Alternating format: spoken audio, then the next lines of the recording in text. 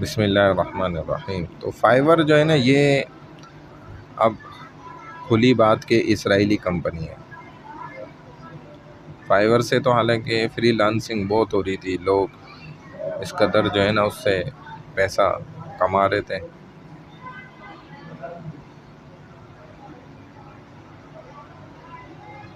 Fibre company, country name ये देखें, Tel Aviv, Israel. Fiverr was founded in 2010 फरवरी में by Micha Kaufman and Shai Vinegar.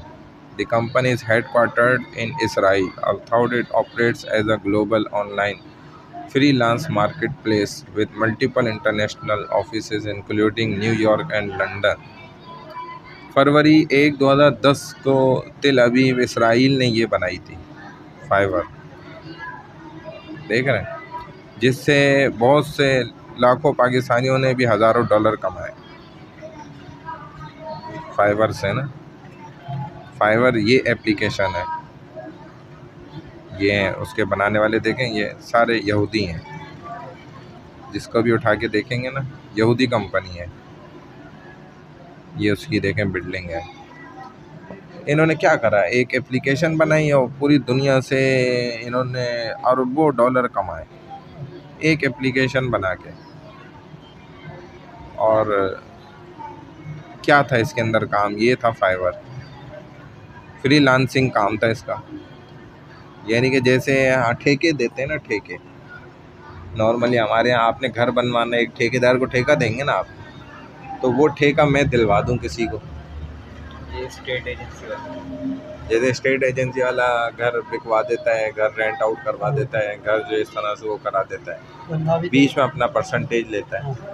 यही काम ये कर रहे थे बीच में, बस काम करके आपने इन्होंने देना है, मैंने काम अपना करवाना है। तो बस ये इनकी एप्लीकेशन का काम बीच में सिर्फ इतना था, ठीक है ना, फाइवर का, और बीच में ही अपना प्रॉफिट लेते थे और ठीक ठाक। जाहिर इनके पास लाखों कस्टमर थे और लाखों काम करने वाले लोग, तो एक एक दिन का लाखों डॉलर रुपया ये कमा रहे थे, लाखों डॉलर, इस कदर कमाई किए ना। और देखें ज़रिया कौन बने, मुसलमान ज़्यादा, अक्सरियत एशियन कंट्रीज़ ने इसको उठाए। इनको जो पॉपुलर किए ना, मशहूर किया, वो मुसलमानों ने किया, अंग्रेज़ ने नहीं किया। वो इन चक्करों में पड़ता ही नहीं है, वो तो फंसाने के चक्कर में पड़ता है मुसलमानों को। और हमारे बेवकूफ़ मुसलमानों ने देखें काम कर कर के इनको उठा दिया। पहले जब ये मशहूर हो गए, उन्होंने तो अपना पैसा कमा के वो निकल लिए पतली गली से, अभी भी कमा रहे हैं। कितने मुसलमान अभी भी इस पे लगे हुए हैं, और वही पैसा आप देखें उसी से वो बम गिराते हैं और अटैक करते हैं मुसलमानों पे। गज़ा कब्ज़ा जो कर रहे हैं, ग्रेटर इसराइल के पीछे लगे। यही चक्कर अभी जो है ना बिटकॉइन में भी चल रहा है। देखें बिटकॉइन को भी चेक कर लेते हैं। बिटकॉइन है असल, बिटकॉइन कंट्री नेम डिटेल हम अभी चेक कर लेते हैं। ये हैरत की बात है, गूगल सच सच बता भी रहा ये भी उन्हीं का ही है, और क्या जाए। जिन्होंने ले लेना उनको इतना फायदा हुआ। As of early 2026 the landscape of bitcoin adoption and ownership by nation states is rapidly evolving, with a new countries leading in both adoption as legal tender and strategic state owned holdings। अच्छा, अभी तक इसने United State देखें, continues to lead with over, ये अक्सर जो इसका हिस्सा है ना वो अमेरिका का है। तीसरे नंबर पे यूनाइटेड किंगडम का है, ये भी अंग्रेज़ है। यूक्रेन का है फिर, ठीक है ना। चाइना दूसरे नंबर पे है, उसने भी इसमें इन्वॉल्विंग की हुई है। चाइना के भी हैं हिस्से ना। हिस्से किस तरह हुए कि जब वो उनको अपनी स्ट्रेटजीज पता होती हैं कि यार ये काम, ये चीज़ उठ रही है, इसकी कीमत बढ़ रही है, तो ख़रीद लो, उठा लो, हमें भी फ़ायदा होगा। तो इस उस पे ये भी उसके शेयर्स के मालिक हो गए। लेकिन जो असल बड़ा मालिक है इसका वो अमेरिका है, देखें। और हमारे मुसलमान अमेरिका को देखें बराह रास्त जो है ना अपना हलाल का पैसा लगा के उधर हराम के पैसे में, हराम के कारोबार। और वो नफ़े के ऊपर लगे हुए कि हमें प्रॉफिट मिल जाए बैठे बैठे। सूद पे आगे काम हो रहा है सारा, 2 नंबरी पे काम चल रहा है, इसके अंदर कोई भी 1 नंबर ही नहीं है। अगर देखें आप इसको सर्च भी करें ना तो आपको सब पता चल जाएगा। ये देखें, चैट जीपीटी से जाके हम पूछ लेते हैं, ठीक है ना।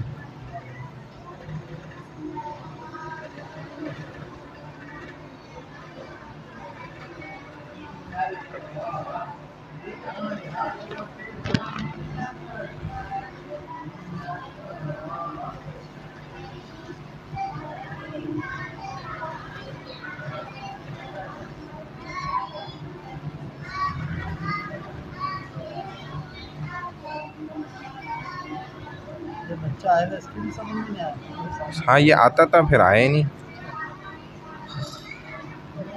देखें अब इसको हम पूछ रहे हैं इससे, अभी मुझे बताओ बिटकॉइन खुद कैसे कमाता है?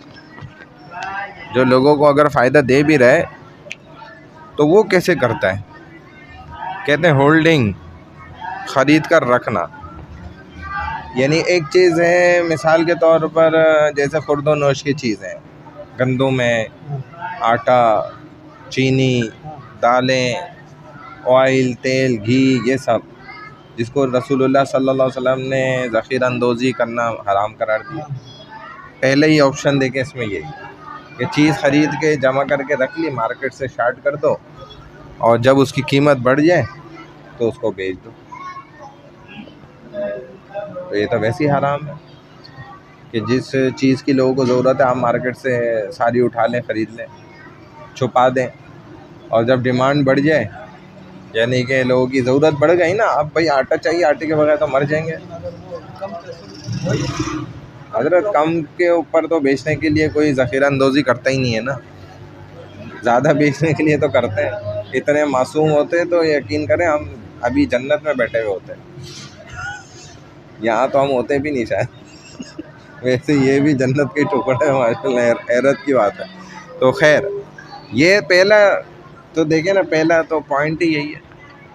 और अगर चलो ऐसी चीज़ नहीं है, ये जो बता रहा है ये कौन बता रहा है? ज़ख़ीरा ये खुद चैट जीपीटी बता रहे हैं जो अंग्रेज़ ने बना, वो बता रहे थे। वो बता रहे कि बिटकॉइन ऐसे सबसे पहला उसका सोर्स जो है ना कमाई का, पहला ज़रिया कमाने का उधर ये है कि वो चीज़ ख़रीदते हैं और रख लेते हैं और जब कीमत बढ़ जाती है उस चीज़ की तो बेच देते हैं। अब एक तो मैंने बताया खाने पीने की चीज़ें तो हराम है टोटली। हाँ, कुछ ऐसी चीज़ें हैं जो खाने पीने की नहीं है और लोगों की ज़रूरियात नहीं है, लेकिन इस चीज़ को अंग्रेज़ क्यों देखेगा? वो तो मार्केट से वही चीज़ गायब करेगा जिसमें बहुत कम वक्त के अंदर तेज़ी से नफ़ा हासिल हो। माल की हवस है ना, वो चीज़ क्यों उठाएगा वो मार्केट से कि जिसका उसको है कि यार 1 साल बाद लोगों को ज़रूरत पड़ेगी, कीमत बढ़ेगी फिर बेचे। लोग चांदी के पीछे पड़ेंगे। वही तो ना हज़रत, यही तो।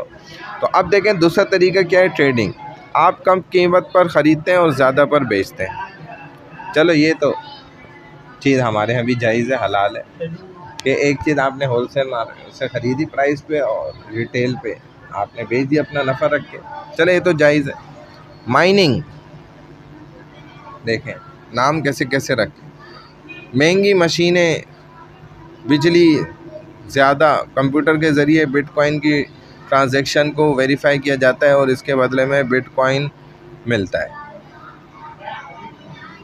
यानी क्या मतलब हुआ? इस बात का मतलब ये हुआ कि आपका कारोबार आप अपने कारोबार को बढ़ाने के लिए लोगों को कहते हैं भाई हमारे कारोबार की मशहूरी करो, फैलाओ, हर एक को लेकर आओ, एडवर्टाइजमेंट करो। सिर्फ एडवर्टाइजमेंट नहीं, अमली तौर पे जोड़ो भी बंदे को। यानी कि मैं जुड़ गया ना इस सिस्टम से, मैंने आपको भी जोड़ा, इनको भी जोड़ा, उसको भी जोड़ा, जिसको रेफरेंस भी कहते हैं।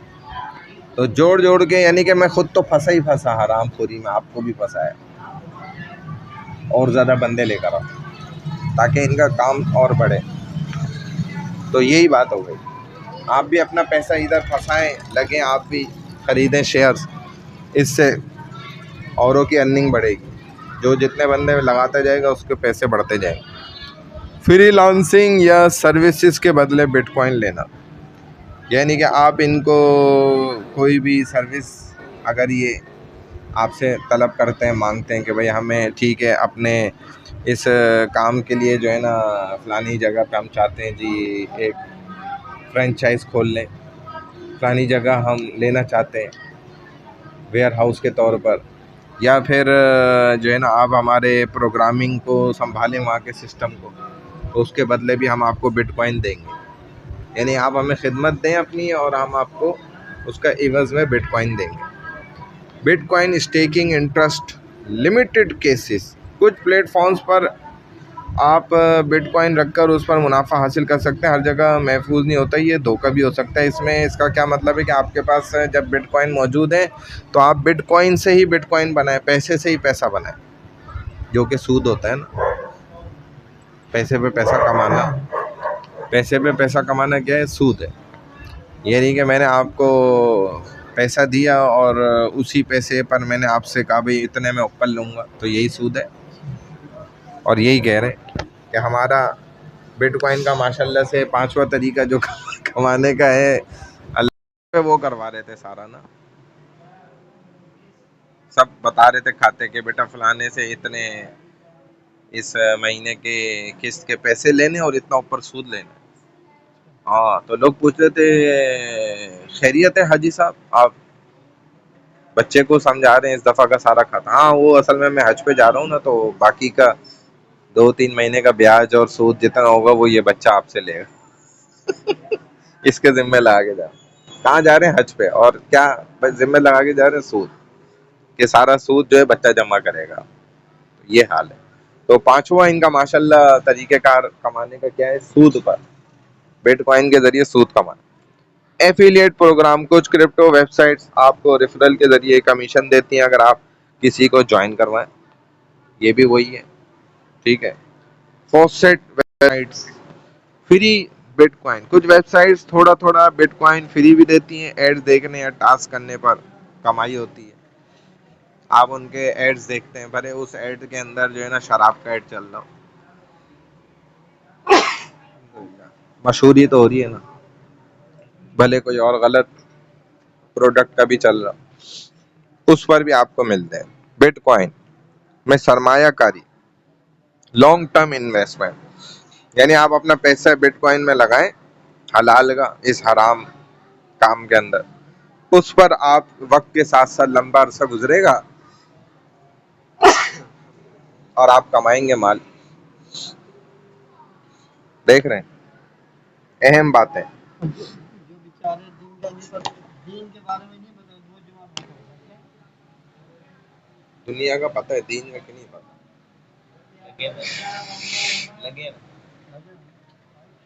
भाई, जब क्या दुनिया का नहीं पता? दुनिया का इनके अब्बा ने आके बताया था इनको, खुद सीखा पढ़ा ना, समझा लोगों से, दुनिया से सीखा। हाँ, पता होता है ना। दीन का कौन सीखेगा? दीन का सीखना जरूरी है। कीमत तेजी से ऊपर नीचे होती है, यही तो क्या होता है? जुआ। कि चंद लम्हों के अंदर आप अमीर ज्यादा हो गए, चंद लम्हों में अमीर थे फकीर हो गए, ये जुआ है। इससे ही तो शरीयत ने मना किया। बिटकॉइन में रिस्क बहुत ज्यादा होता है, रिस्क आ गया तो जुआ कंफर्म हो गया, ये तो जुएबाजी हो गई, सट्टेबाजी हो गई। हमेशा तहकीक और रिसर्च करें, ये नहीं कि आप पागल हो जाएं लेकिन पैसा आपका जो है ना बच जाए। इसीलिए मैंने कितने लोग देखे हैं वो अपने कारोबार में बैठे में पागल हो गए।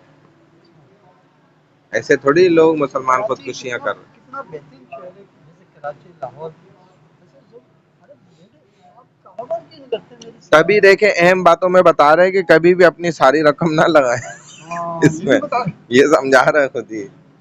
लेकिन वो जुए का सबसे अहम नुक्ता ही यही है कि वो बंदे को ऐसा लालची बना देता है ना, हिरिस, हाँ, वो मजबूर होके लगाता है पैसा। एक बड़ा ग्राहक हाँ। मेडिकल स्टोर, जावेद नाम का, उसका मेरा हम नाम ही था। अब वो उसने क्या करा, स्टॉक एक्सचेंज में पत्नी जैसी कमाल मेडिकल से खूब अच्छी आमदनी है, उसने स्टॉक एक्सचेंज चले आप आगे आ जाए। लगाया उसने, हाँ। बेचारा डूब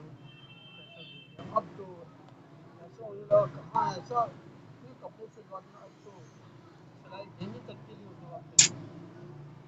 आप कह रहे हैं पाकिस्तान में बैठकर बिटकॉइन शुरू करने का मुकम्मल तरीका। अच्छा, कहते हैं आपको सबसे पहले ट्रस्टेड प्लेटफॉर्म पर अकाउंट बनाना होगा। मशहूर प्लेटफॉर्म बाइनेंस, ओक्स, बाईबिट, ये सारे अकाउंट बनाएं, साइन अप करें, फिर उसमें पैसे डालें, अच्छा, फिर उससे खरीदारियां भी करें, महफूज भी रखें अपने पैसे पर, कमाइयां भी हासिल करें, और सब कुछ होने के बाद आखिर में जो है ना हम सब लूट लेंगे आपसे। ये इन्होंने पॉइंट बताया नहीं है, लेकिन ये पॉइंट मैं आपको पहले ही बता रहा हूँ, हाँ हाँ, एकदम सही है। ये तो बताएंगे नहीं। लेकिन कह रहे पाकिस्तान में कानूनी सूरत हाल क्या है। बिटकॉइन मुकम्मल तौर पर पाकिस्तान में ये तो कह रहे कि इलीगल नहीं है, जबकि इलीगल है, लेकिन ऑफिशियली रेगुलेटेड भी नहीं है, इसलिए एहतियात से काम करें। यानी कि आपका पैसा अगर गया ना, सारा डूब गया, तो आपको यहाँ की सरकार भी नहीं बचा सकती, वो भी हाथ नहीं डालती है इसमें। वो कहती है भाई ये चूंकि हमने इसीलिए गैर कानूनी किया हुआ है, ये सट्टा है, जुआ है, और ये रुपए की कीमत ही नहीं रखता ना, इसकी हैसियत ही नहीं है रुपए की। शुरू में कम पैसे लगाएं, 5,000 से 10,000, पहले सीखें फिर इन्वेस्ट करें, जल्दी अमीर बनने के चक्कर में ना पड़ जाएं। और यही तो बात है, जल्दी तो अमीर बनना चाहता है हमारा नौजवान। रोजाना कितनी कमाई हो सकती है, ट्रेडिंग कैसे हो सकती है, ये सब बता रहे हैं। अब हम इससे पूछते हैं कि इसका शरई हुक्म क्या है। ठीक है,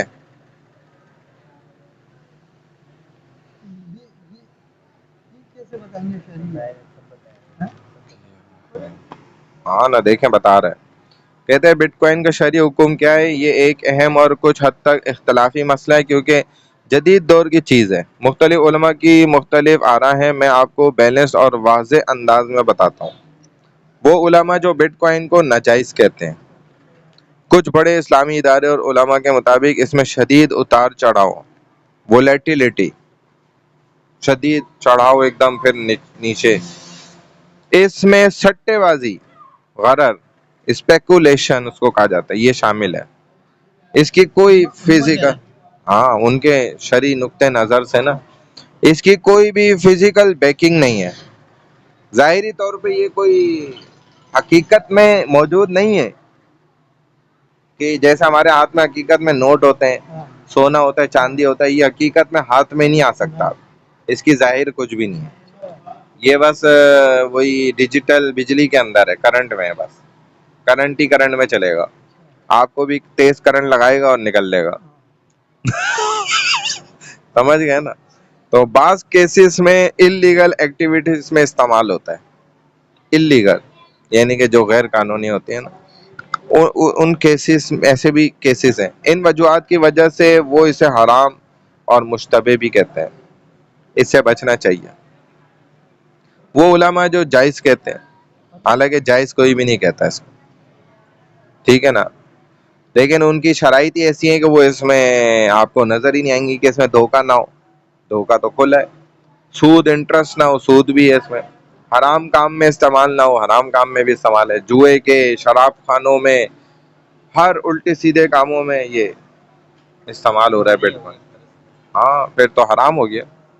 दरमियानी राय, कई उलमा कहते हैं अभी मुकम्मल क्लियरिटी नहीं है, इसलिए इसे मुश्तबे, डाउटफुल समझा जाएगा, बेहतर ये है कि एहतियात की जाए, ना करें। ना किया जाए। यानी उलमा के भी उसके हिसाब से आप देखें तो आप बचें। आपके लिए बेहतर क्या है कि इन्वेस्ट करें तो हलाल नियत हो, सट्टेबाजी ना करें, सूदी चीजों से बचें। कैसे बचेंगे, ये ऑप्शन ही नहीं है उनकी तरफ से कि वो आपको ये ऑप्शन देंगे भाई आप अपना हलाल उसमें लगाना चाहते हैं सिर्फ, और सट्टेबाजी से बचना चाहते हैं, सूदी ये वाला हिस्सा है, ये गैर सूदी है। ऐसा कुछ उन्होंने बनाया ही नहीं, तो आप कैसे करेंगे, ये बात है।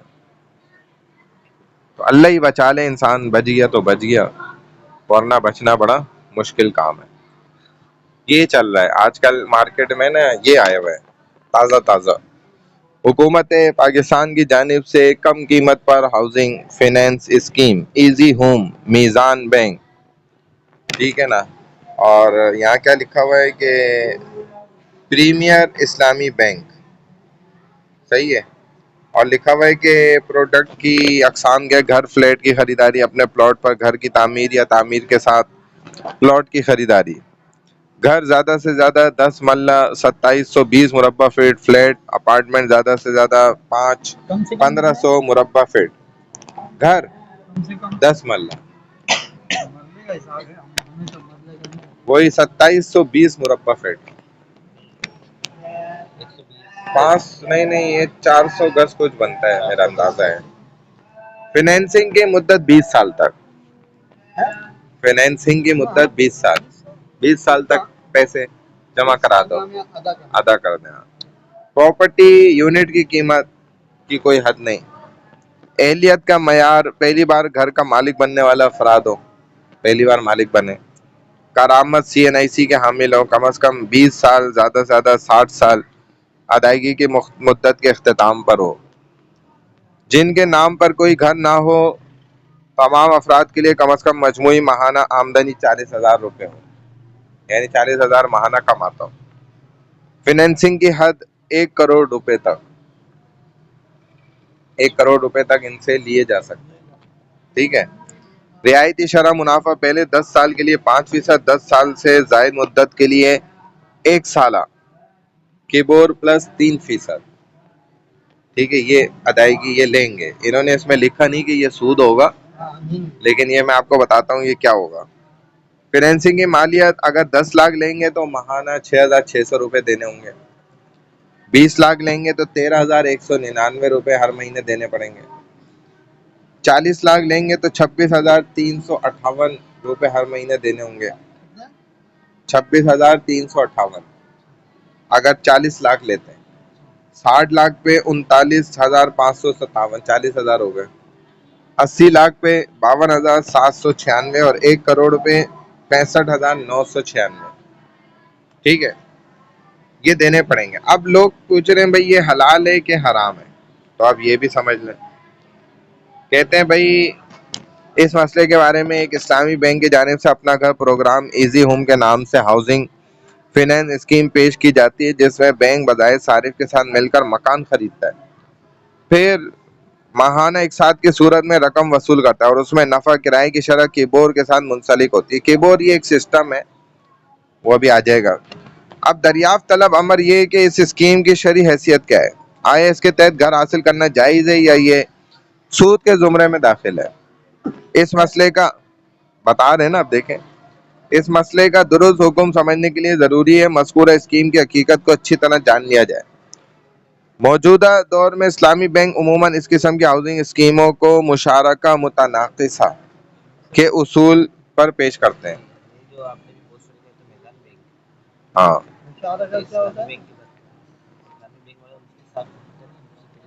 इस्लामी बैंक ये इसी को कह रहे हैं, मीज़ान बैंक, ये इसी पर ही फतवा लिया है, इसी को मतलब इस बैंक मीज़ान बैंक तो है इसका नाम, लेकिन ये है इस्लामी बैंक ही ना, कहते हैं ना इसको।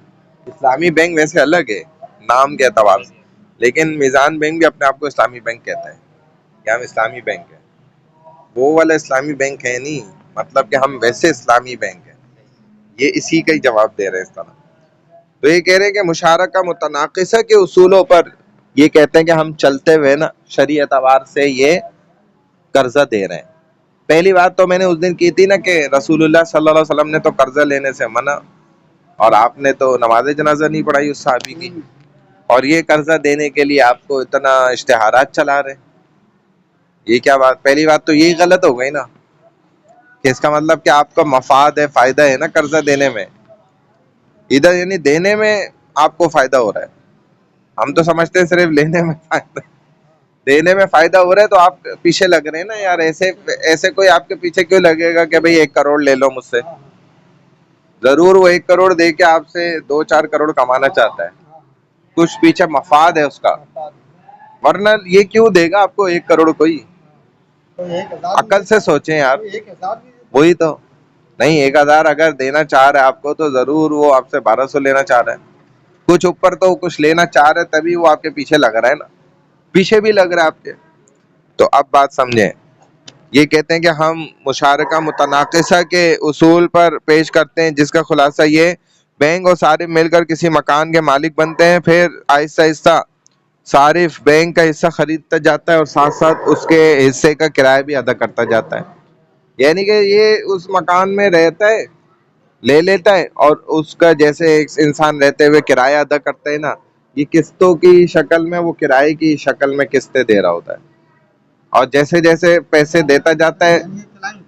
हाँ, जो लेता है कर्जा, तो आई जैसे जैसे वो किराया देता जा रहा है, ऐसे ऐसे वो मालिक बनता जा रहा है। समझ रहे हैं? सुने तो ये शरन तो ये चीज यहाँ तक सही है, लेकिन ऐसा हकीकत में होता नहीं है ना, मसला ये है मुशारका मुतनाकिसा। अच्छा, इसी में अगर वो किसी महीने नहीं देता ना, तो उसके ऊपर जो है ना ज्यादा किराया लगा दिया जाता है, जैसे सूद बढ़ जाता है ना, आपने नहीं दिया, तो ये इसको यूं बोलते हैं। ये मुशारका मुतनाकिसा एक शरई इस्तिलाह है, उसमें ऐसा होता है, लेकिन ये सब बोलने के बोल बच्चन है सिर्फ, हकीकत में ऐसा ये लोग नहीं होने देते।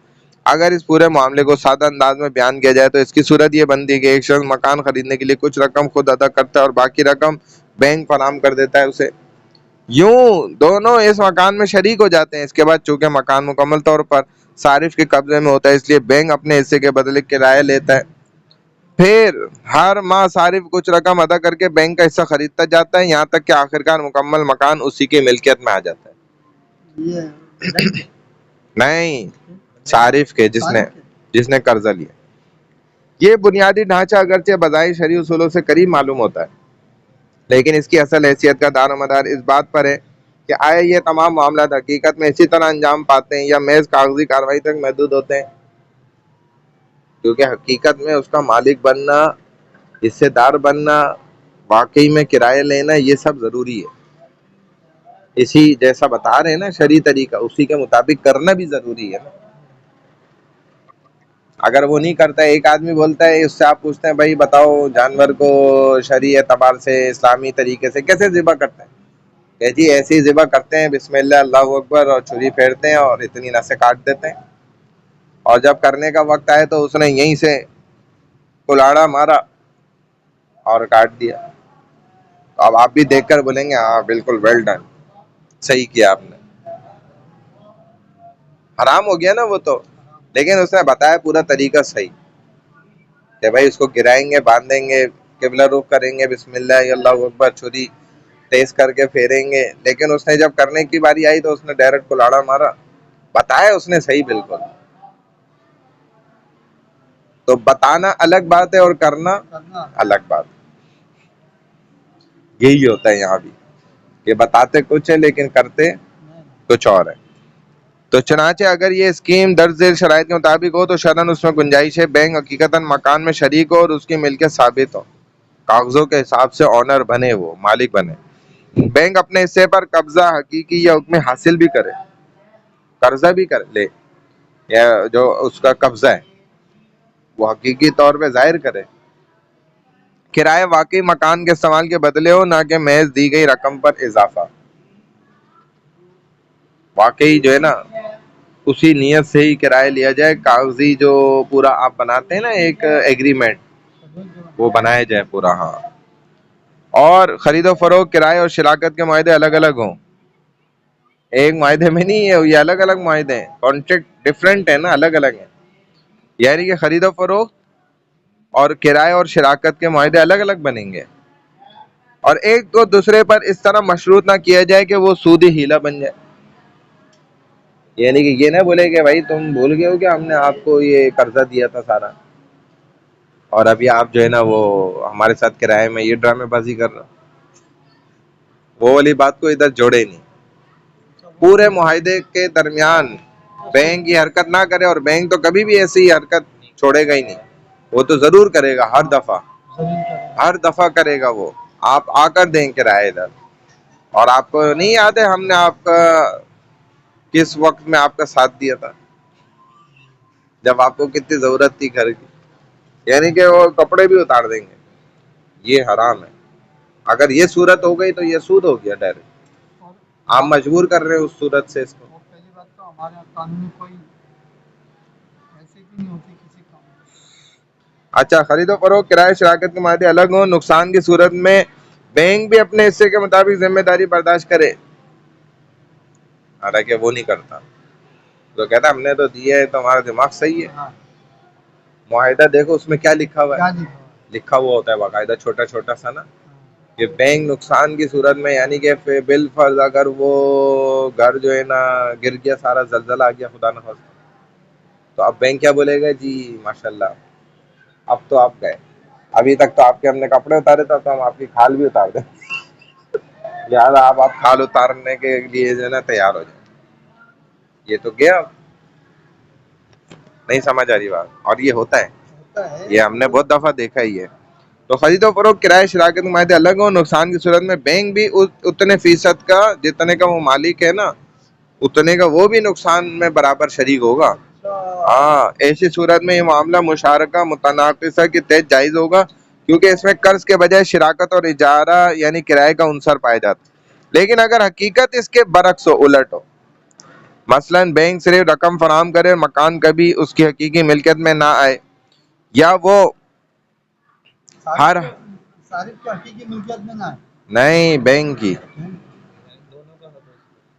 दोनों उसमें हकीकी एतबार से ना कागजी एतबार से पूरे वो हो, और मकान कभी उसकी हकीकी मिल्कियत में ना आए, या वो हर हाल में अपना मुनाफा वसूल करे और नुकसान में शरीक ना हो, यह किराए दर हकीकत सूदी शरह के मुताबिक महज फीसद के तौर पर लिया जा रहा हो, यानी कि परसेंटेज वाइज ही उसका हिसाब लगा के किराए के हिसाब से ना लिया जा रहा हो, तो फिर यह मामला अपनी हकीकत के एतबार से सूदी कर शुमार होगा, जो कि शरन नाजायज हराम होगा, ख्वाह उसे किसी भी खुशनुमा नाम से मौसूम किया जाए। हाँ, चाहे आप हराम चीज का नाम हलाल रख दो, उससे हराम चीज हलाल तो नहीं हो जाएगी ना। इसी तरह किबोर के साथ शरह को मुंसलिक करना बजाते खुद नाजायज नहीं है, बशर्ते कि वो सिर्फ एक पैमाना बैंक मार्क है इसके तौर पे हो। लेकिन अगर पूरा मामला ही सूदी निज़ाम की नकल बन जाए और हकीकी तिजारत या शराकत बाकी ना रहे, तो फिर ये शरन महल इश्काल होगा। मौजूदा हालात में भी ये मुशाहिदा है कि बाज़ औक़ात इस्लामी बैंकों की ये स्कीमें अमली तौर पर अपनी असल रूह से हटकर महज एक मालियाती लेन देन बन जाती हैं, जिसमें शराकत बराए नाम रह जाती है और असल मकसद सरमाया देकर मुनाफा हासिल करना होता है। लिहाजा ऐसी सूरतों में सख्त एहतियात की ज़रूरत है। हासिल हुक्म यह हुआ, लिहाजा मज़कूरा स्कीम का हुक्म उसकी हकीकी नौइयत पर मौकूफ़ है। अगर यह मुकम्मल तौर पर शरई उसूल मुशारका मुतनाक़िसा के मुताबिक है तो जायज़ है, और अगर हकीकत में यह सूदी कर्ज मार्कअप ही हो तो नाजायज़ और हराम है। आम सारिफ के लिए चूंकि इन बारीकियों को समझना आसान नहीं, इसलिए एहतियात का तकाजा ये है कि किसी मुस्तनद मुफ्ती या आलिम दीन को मुकम्मल मुआहिदा दिखाकर उसकी तस्दीक हासिल की जाए, और जब तक मुकम्मल इत्मीनान न हो ऐसे मामलात में दाखिल होने से इज्तनाब किया जाए। मुफ्ती साहब से पूछा था आपको लेते वक्त किसको अरे जायज मेरे कागज के वही नहीं जायज, लेकिन बचत है कि कहाँ से लिया था आपने कर्ज? फ्रिज कर्ज लिया था या फ्रिज फ्रिज? फ्रिज अच्छा, फ्रिज लेना तो सही है, वो तो किस्तों पे ना, हाँ, इंस्टॉलमेंट्स पे चीजें लेना। मैंने कहा था कि जैसे ये बाइक वैसे 1 लाख 30 की मिलती है, पर जब किस्तों पे लो तो फिर अस्सी तक की चली जाती हाँ तो सही है ना, इंस्टॉलमेंट्स पे लेना तो सही है। वो ये वो कहते हैं कि वो चार्जेस ऊपर लेंगे ये, जैसे लेट हो जाते चार्जेस लेंगे तो वो तो फिर ये भी कह रहे थे वो मुफ्ती साहब की चीज़ लेते हुए ऐसी चीज़ ना हो जिससे अय्याशियाँ हो रही हों आपको, जैसे आपके साथ VCR वगैरह, TV वगैरह। उसमें बस ये होता है कि कीमत पहले से तयशुदा हो, फिक्स हो, कि भाई ये 1 लाख की मैं चीज दे रहा हूँ, अदायगी का शेड्यूल मुतय्यन हो, इंटरेस्ट सूद सूद उस पर शामिल ना किया जाए, तो फिर ये जायज है, हलाल वो है। तो चाहे उसको सोच समझे मुनाफा तो लेंगे, ज़्यादा ले रहे हैं। सूद ये होता है ना कि जब आप मकसद के इस चीज का पैसा वक्त पर ना देंगे तो फिर इतने पैसे बढ़ जाएंगे, हाँ, तो अच्छा ये सूद है। अच्छा, लेकिन अगर मुतय्यन है किस्तें, मुतय्यन कर रहे हैं। हाँ 1,10,000 की चीज है हाँ, मिसाल के तौर पर, हाँ, इसी की उन्होंने इंस्टॉलमेंट बना हाँ, दी, जी जी, तो जायज है ये। तो जायज़। हाँ, लेकिन मुआहिदे से पहले ये सारी चीजें तयशुदा हों। भले वो ये कहे कि भाई नकद आप चीज लेते हैं तो 1 लाख की है, और अगर किस्तों पे ले रहे हैं तो 1,20,000 की हाँ, है, तो ठीक है, हाँ, और उसमें वो तय कर लेते हैं, स्केड्यूल बना लेते हैं, तो ठीक है। हाँ नाजायज होता है तब जब कह रहे हैं कि ये सूरत हराम या मशकूक हो जाती हैं। अगर कहा जाए कि भाई 1 लाख अभी दो या बाद में दोगे तो एक्स्ट्रा सूद लगेगा या लगाया जाएगा। अभी 1 लाख दो नकद, अगर बाद में दोगे तो फिर जो है ना उस पे लेट पेमेंट, इंटरेस्ट, पेनल्टी, ये सब कुछ होगा। अच्छा। और वाजे भी नहीं करा कितना सूद लगेगा, तो ये फिर हराम हो जाएगा। यानी फिक्स प्राइस नहीं लगाई गई इसमें, तो उस कंडीशन में ये हराम हो जाता है मामला। और पहले से क्लेरिफाई ना हो ये मामला, तब भी हराम है।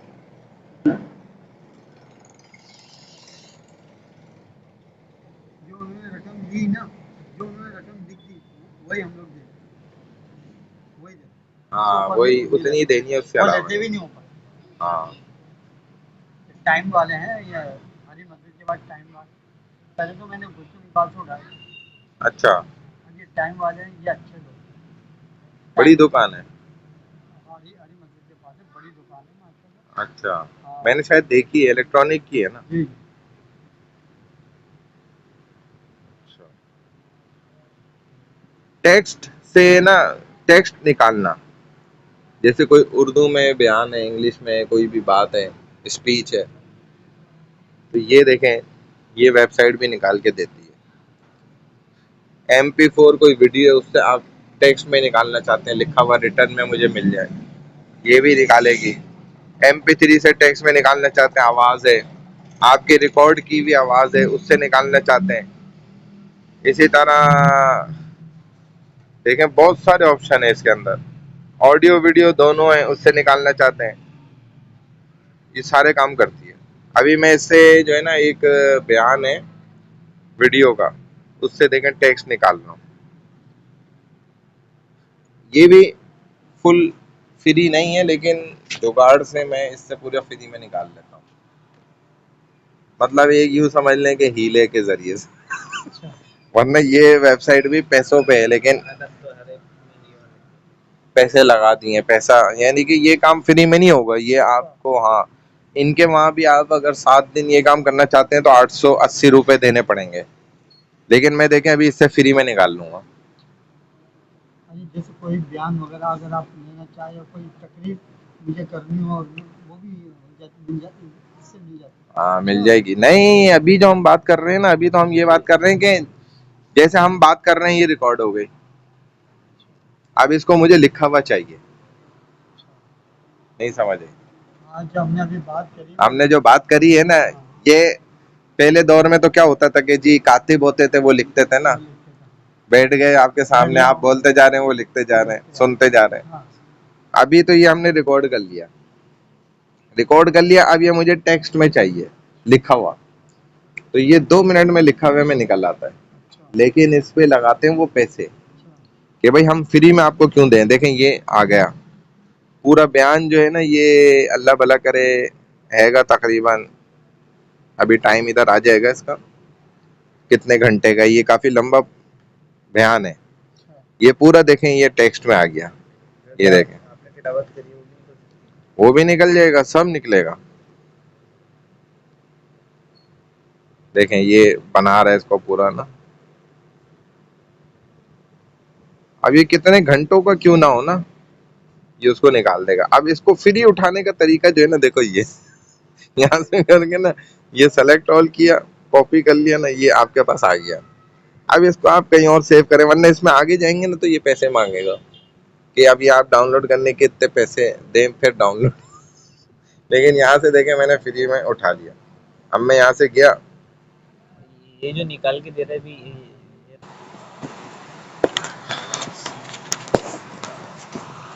क्या होता है? नहीं, वो बच्चे डर गए, डर गया। वो अंदर चले गए।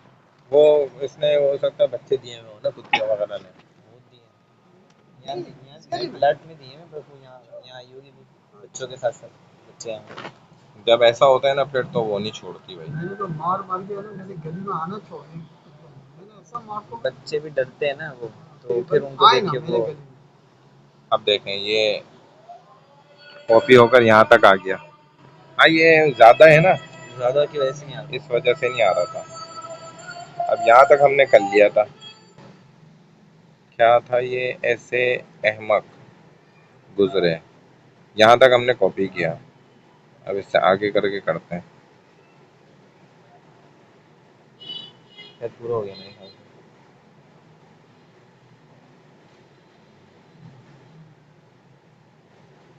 है तो तक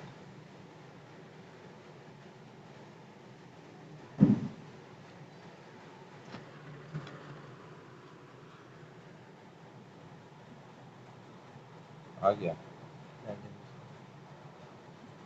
लेकिन क्या शुरू से आ गया ये? लग तो ये रहा है। या ये लेकिन आमन यहीं से शुरू हो रहा था। जी, ये दोबारा शुरू से आ गया।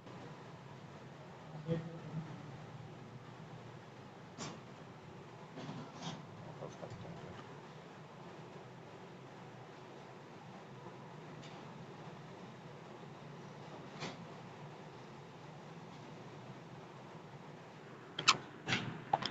अरे भाई इतना टाइम।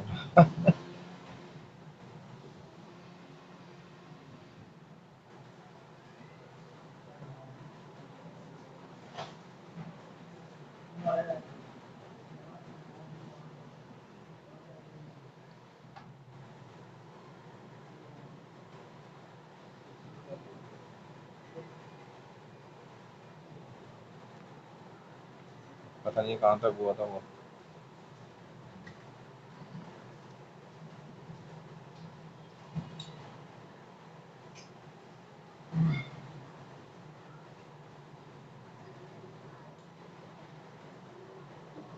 पूरा हो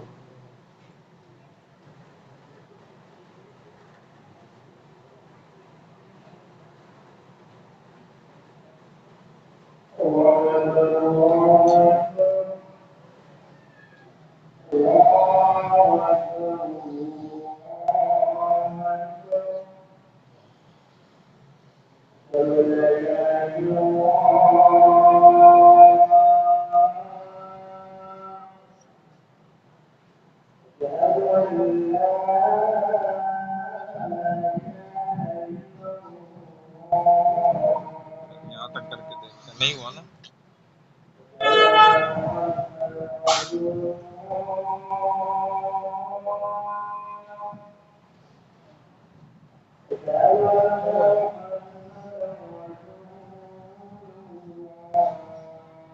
ये भी बहुत है।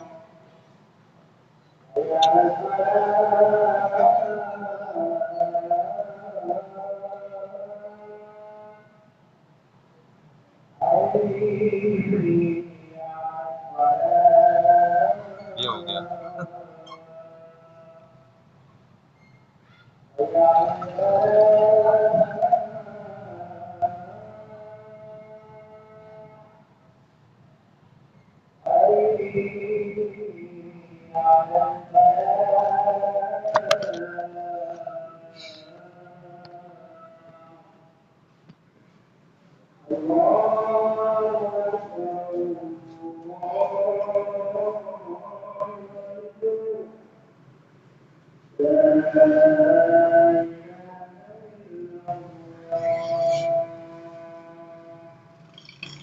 जाए के बाद ये हो गया ना?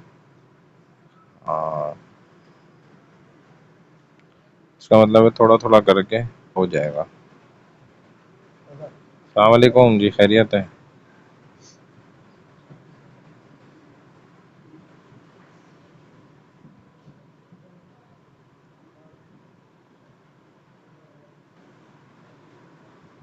इसका दिमाग इतना नहीं है ना, है ना? सही। मोबाइल है ना। यहाँ तक भी हो गया।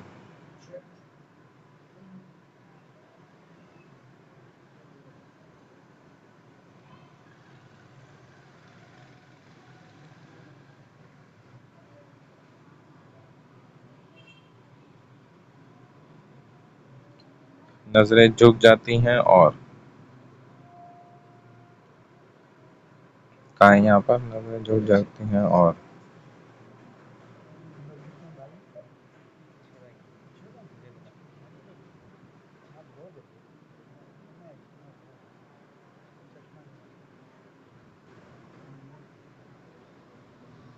ऐसा बना लग रहे थे ये सब।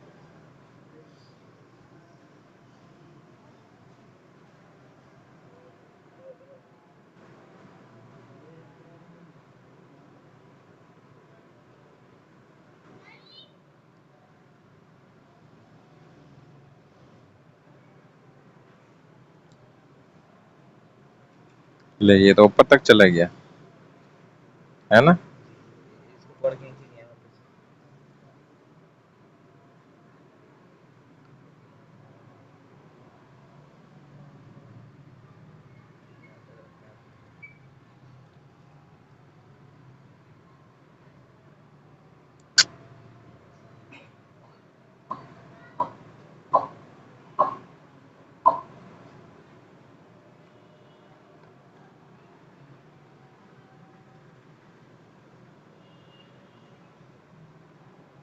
वो चलाते हो कापे के साथ हाँ हम्म।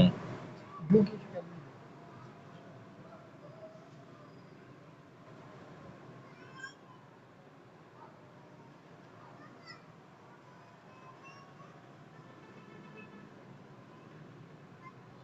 अबे इधर से छेड़ो उधर से हिल जाता। ऊपर चला गया फिर। वो चले एंड में हो जाएगा फिर। हाँ तो ये कर। एंड में हो जाएगा लेकिन ये जगह नहीं मिलेगी ना फिर। ये टेक्स्ट बहुत है ना ये। अब कहाँ तक चला गया ये। ये मुझे लग रहा है एंड तक चला गया।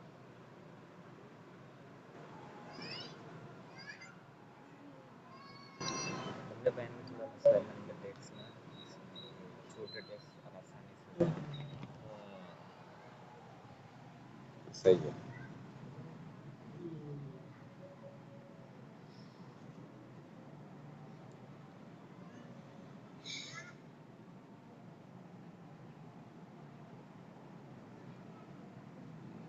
हमारा काम ही लंबे से था।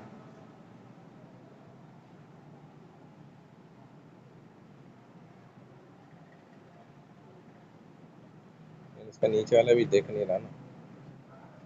क्या ये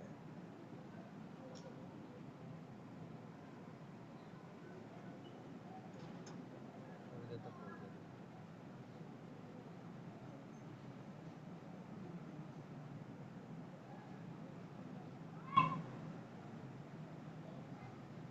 बिल्कुल गायब हो गया। चलो खैर इसको करेंगे घर पे कोशिश करेंगे ये भी हटा देना तो बेहतर है।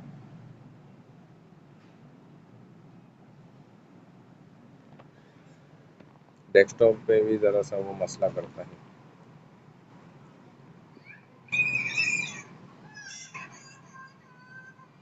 चलो यहीं तक रखते हैं बस।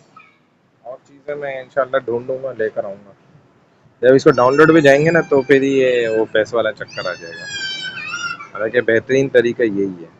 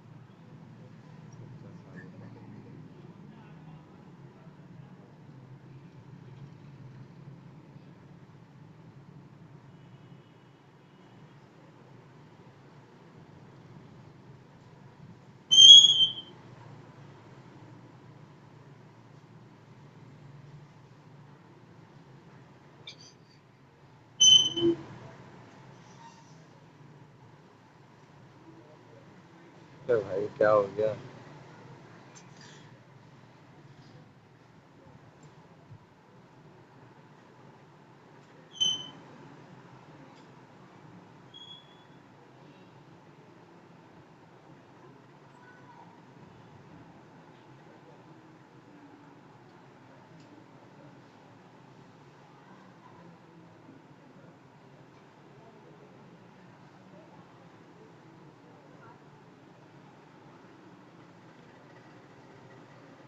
चलो इस तरह कर करके आ जाएगा ये, थोड़ा थोड़ा